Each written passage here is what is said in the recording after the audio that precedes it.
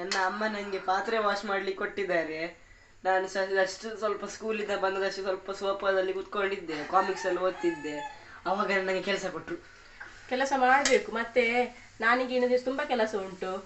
ಮತ್ತೆ ನಮ್ಗೆ ಎಕ್ಸಾಮ್ ಕೂಡ ಉಂಟು. ಎಕ್ಸಾಮ್ ನಿಂಗೆ ನಾನು ಹೇಳಿದ್ದೇನೆ ಕೆಲಸ? ಅವತ್ತು ಎಕ್ಸಾಮ್ ಆಗಿದೆ. ನಿಂಗೆ ಕೆಲಸ ಹೇಳಿದ್ದೇನಾ? ಹೌದು, ಹೇಳಿದ್ದೀರಾ? ಎಂತ ಕೆಲಸ ಹೇಳಿದ್ದೇನೆ? ತಿನ್ನುದು. ನಿಂಗೆ ಅದೇ ಒಂದು ಮಾತ್ರ ತಿನ್ನುದು.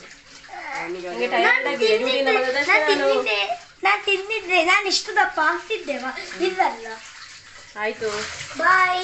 ಪಾತ್ರೆ ತೊಳಿತಾ ಇರು ನೀನು, ಆಯ್ತಾ? ನಿಮ್ಗೆ ತೊಳಿತಾ ಇರು ಪಾತ್ರೆ ತೊಳಿತಾ ಇರು.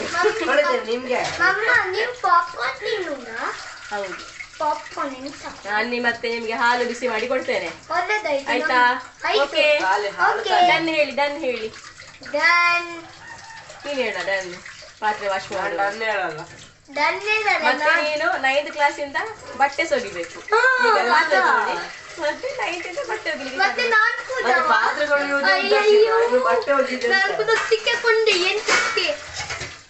ಒಳ್ಳೆದೇ. ಓಕೆ, ಬಾಯ್ ಬಾಯ್ ಬಾಯ್ ಹೇಳಿ. ಬಾಯ್.